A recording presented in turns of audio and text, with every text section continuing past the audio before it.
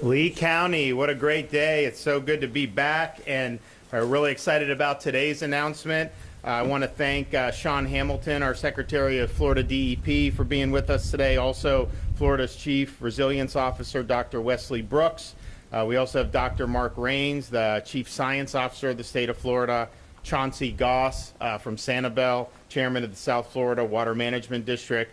We have Representatives Roach, Batana, Persons Malika, who represent Southwest Florida in the Florida legislature, and I want to thank them for being here. I saw Senator Ray Rodriguez is here, your senator from Lee County.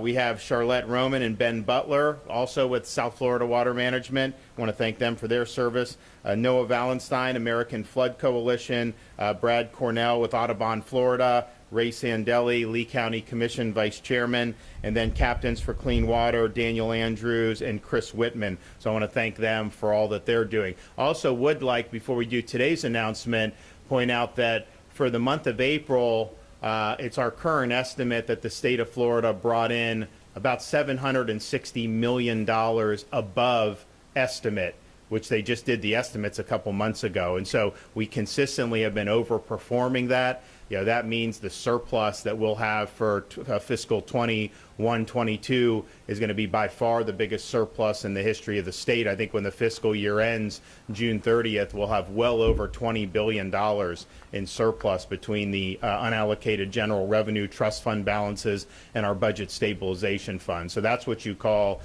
being a good steward of people's money.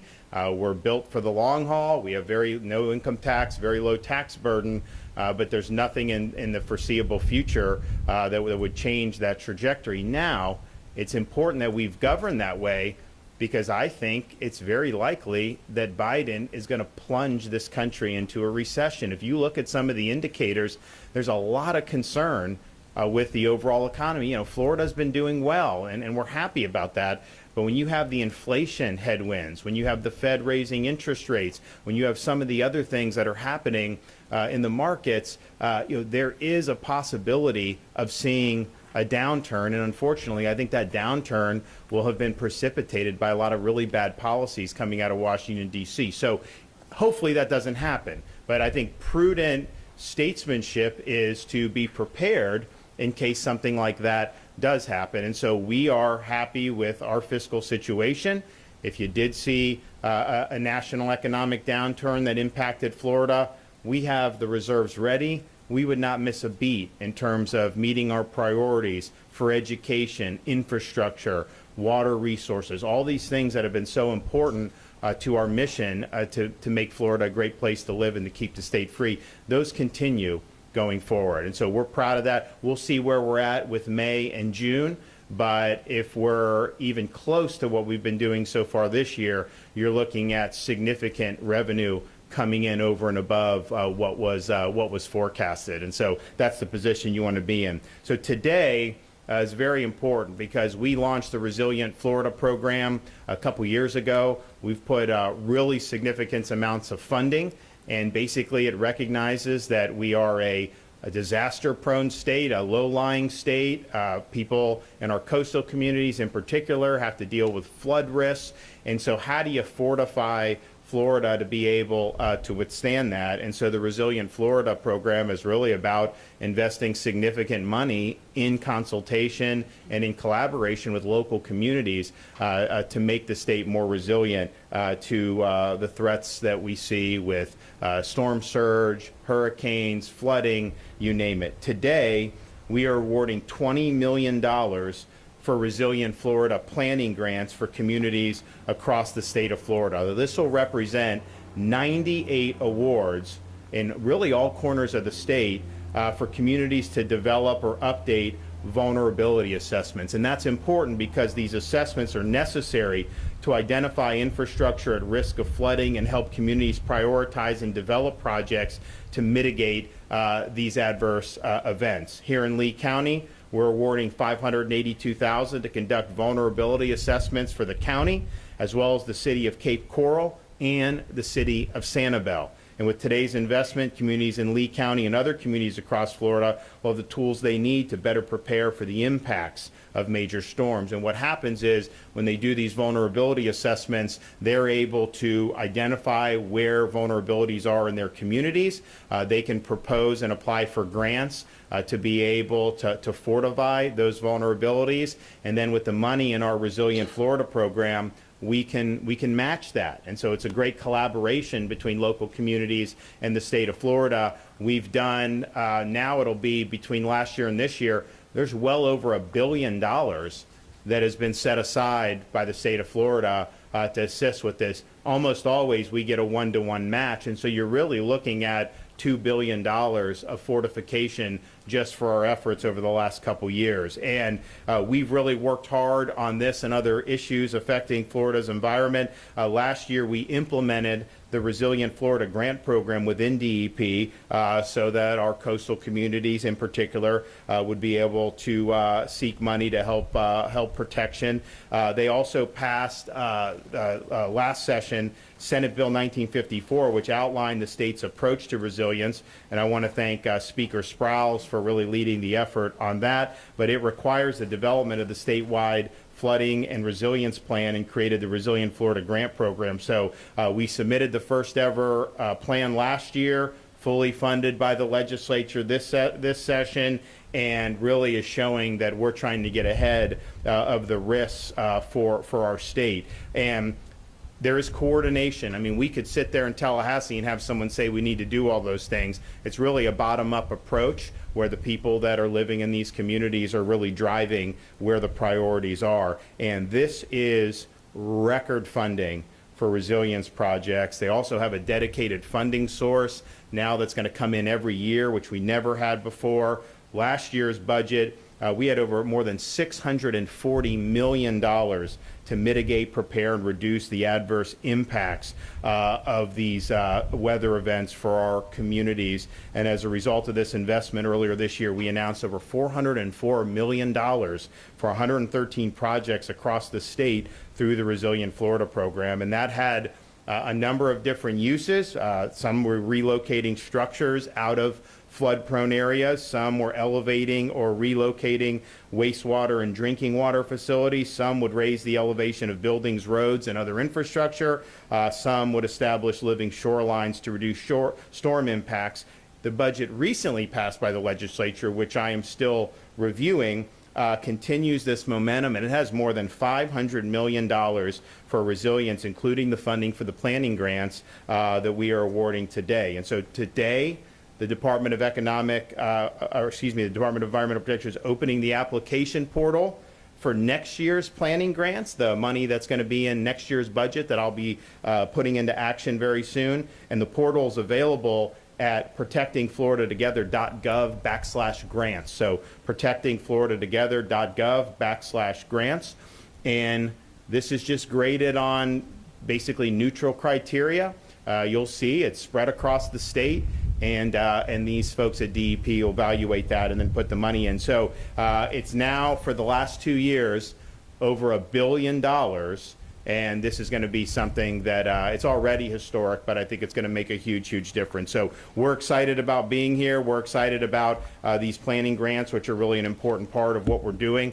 We look forward to be able to work with the local communities toward even more significant grants for some major infrastructure improvements. All right, we're going to hear from some folks. We're going to hear from Sean Hamilton, Dr. Wes Brooks, Chauncey, and then Byron Donald. So Secretary Hamilton.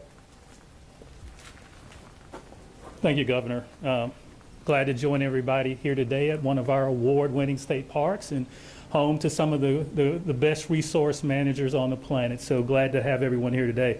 I just want to point out, since taking office, Governor DeSantis has taken action to make Florida's communities more resilient. In addition to championing the creation of the Resilient Florida Grant Program that the governor mentioned, the governor has created the Office of Resilience and Coastal Protection at DEP to provide funding, technical assistance, and coordination among state, regional, and local entities, and appointed the state's first Chief Resilience Officer, to coordinate the state's resilience efforts. Under the leadership of Governor DeSantis and the support of the Florida legislature, in 2021, Florida became one of the most proactive states in the nation in addressing the resilience of our coastal and inland communities, ensuring they are prepared for the current and future impacts of sea level rise, intensified storm events, and flooding. This included the passage of Senate Bill 1954. This comprehensive legislation ensures a coordinated approach to Florida's coastal and inland resilience needs. It ensures that sound science drives policy decisions throughout the state, and all communities are able to meet the needs for the future. The fiscal year 21-22 budget includes the most significant investment, as the governor noted, in the state's history, over $640 million to support resilience efforts across the state. I'm proud to be here today to announce the recipients of $20 million in planning grants for the FY 21-22 year. This funding will support 98 awards, develop and update comprehensive vulnerability assessments in inland and coastal communities. Vulnerability assessments are necessary to assess and identify critical infrastructure at risk of flooding from sea level rise, storm surge, and rainfall events, and to ensure the safety and resilience of Florida communities. This is a great day for resilience across the state. I would like to acknowledge the amazing job of the agency staff who's continuing to build out this resiliency program and making sure we're prepared for the future, and definitely want to thank the governor for his leadership. Thank you. Okay. All right, Dr. Wesley Brooks, Chief Resiliency Officer. Good afternoon. I'm thrilled to be here today in Southwest Florida with Governor DeSantis and Secretary Hamilton, esteemed members of the Florida legislature, and with Congressman Byron Donalds in support of inland and coastal communities across our state. I can't say enough about the importance of the well over $1 billion in state-directed funds that the governor spoke about that are going to be going towards the design and construction of really critical local and regional resilience projects out of both the FY 21-22 and FY 22-23 budgets. That's the work that folks are going to see and experience in their neighborhoods, on their commutes, or while recreating in amazing places like this. It's the work that will keep critical facilities operational in the wake of a storm surge event, that will allow first responders to better access flood-impacted communities on raised emergency evacuation routes, that will expedite the removal of stormwater from neighborhood streets without degrading water quality in our precious springs, lakes, rivers, bays, and estuaries, that will accelerate the deployment of living shorelines to reduce erosion, improve habitat, and enhance property values. And frankly, it's the work that the local officials and the community resilience planners that I most often engage with can't say enough good things about either. But to me, what the governor is really delivering today, $20 million in Resilient Florida planning grants, is just as exciting, because our governor is not just delivering 98 awards to local communities to conduct vulnerability assessments or to update community development plans. In fact, with these awards, our governor is really delivering confidence for taxpayers, for businesses, and most importantly, for residents across the state. The confidence that Floridians' tax dollars are being utilized wisely. The confidence that future investments in Florida will remain a safe and attractive prospect. And the confidence that future projects in these communities will actually work as intended. All because the resilience projects developed from these state-supported planning efforts are grounded in rigorous analysis and the best available science and risk modeling. Today's awards will undoubtedly form the foundation for a future suite of statewide flooding resilience plan projects that will position all of our communities better than ever before for the impacts of future flood and storm events. And that's one of the many reasons why, under Governor DeSantis, the state of Florida is leading the way on resilience through action. So thank you, Governor, for your vision to best position our state for the future and for your strong ongoing support of our inland and coastal communities. All right, thanks. All right, South Florida Water Management District, Chauncey Goss. Thanks very much, Governor, and good afternoon. Thank you and the Secretary and Dr. Brooks for being here today.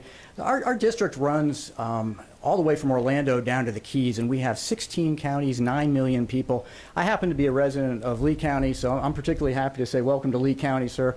I'm glad you're here, and thank you so much for being here. And thank you so much for coming back, because when I think all the times you've been here, I think of the first time I saw you as governor, and that was, I think, on your second day of office. And that was when you passed an Executive Order 19-12, and it was about Florida's environment. your second day in office, and the foundation of that was coastal resiliency. And that was one of the very first things you said you were going to do was make sure we had a coastal resiliency officer and then follow through with that. And that's something you've done. You've absolutely put your money where your mouth is. Not that any of us doubted it, but thank you very much for that. I'd like to say that our executive director, Drew Bartlett, who's standing beside me, absolutely followed your lead, as did the governing board, and we've hired a resiliency officer at the Water Management District, Dr. Carolina Moran, and she does a great job of working with our municipalities, of working with our counties, of working with the state DEP, the governor's office, and our legislature to make sure that we are doing the best we can for resiliency. Remember, our foundation as a water management district is in flood control. Now, we had some bad floods back in the 40s, so we built the CNSF system after that, and that system is now, half a century old. So we need to deal with the changes we've seen in Florida, the changes we've seen in the landscape.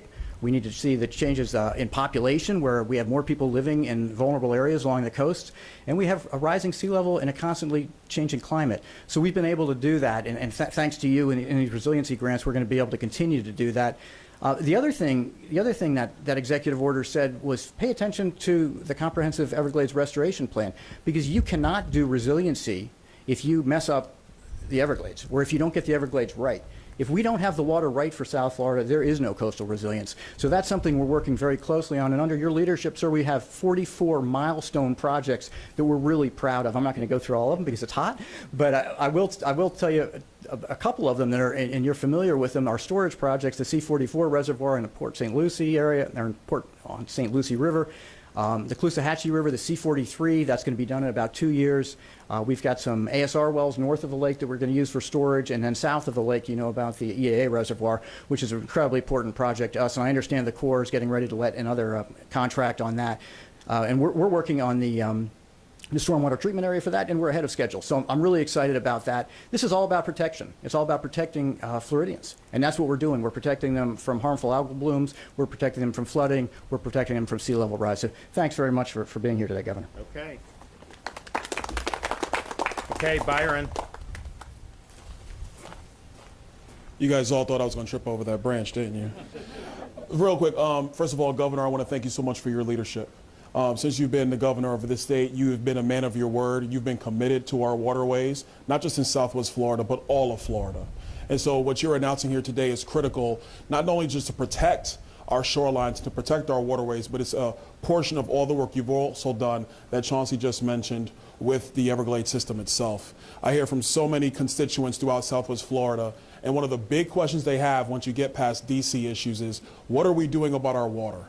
And I'm here to tell you that announcements like this today with Governor DeSantis and with the work of my colleagues and counterparts in the state legislature who are standing behind me, we are showing once again the legislature and the governor's commitment to waterways in our great state.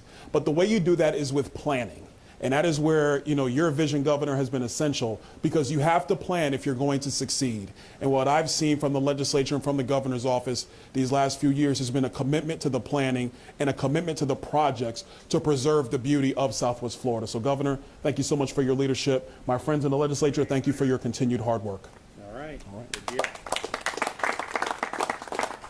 So we're excited about this program. We're going to continue on and work very hard on it. We're also very excited about everything that we've been able to accomplish. I think when I came into office, as Chauncey mentioned, we did the big executive order, had a lot of bold items, a bold vision, and a lot of people were very appreciative of that, but a lot of people weren't sure it was realistic. Well, if you look at the funding goals that we set, which were ambitious, we've exceeded those by a significant amount. We actually, once I do this next budget, sign that into law, the 4 years I've been governor, we will have doubled funding for water quality and Everglades restoration projects compared to the previous 4 years. And that's really putting money where your mouth is, and we're working really hard in getting good results. We've got more to do, but we're going to continue executing on our vision, and I think the state of Florida is going to be much better off for it.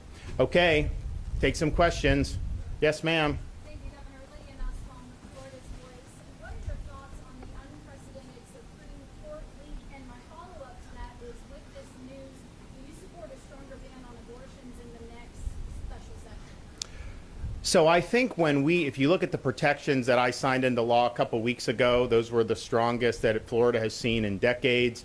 Our view is that those are fully consistent with the federal Constitution. And I know you had the Dobbs case pending, but we really believe that we're going to end up okay on that. Now, we're mindful that we also will be challenged under the Florida Constitution and statutes. We think we're going to win there, but that is going to be something that we're going to have to do. At the end of the day, it's a mistake to read the federal Constitution to completely prohibit any pro-life protections. That's not consistent with the text history structure. I don't know if that opinion is going to be the actual opinion. Robert said that was not the final, so who knows what's going on behind the scenes.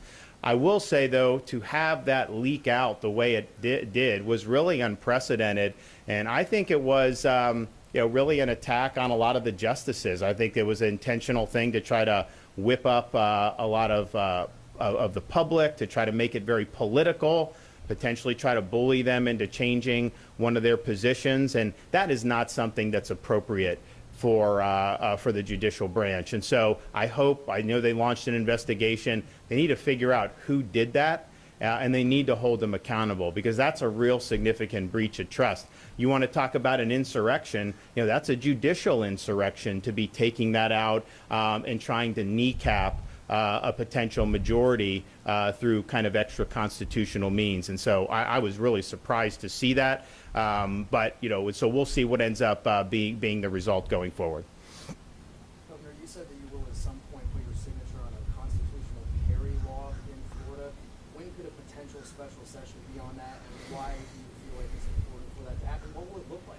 So basically, I think most people know, you have the right to keep and bear arms under the Second Amendment, and it's completely appropriate that you're law-abiding, you're mentally competent. Of course, if you're a felon, you can't. But you have to go through those checks as a matter of course just to simply acquire the firearm to begin with. The licensing scheme is kind of above that, and what it allows is people that want to take away your license, these officials, they can do that. And so a lot of states have moved away from that. And I think that that's probably more consistent with what the constitutional right is supposed to be. In terms of when, I don't know. The legislature's got to pass it. I've said for years I would sign.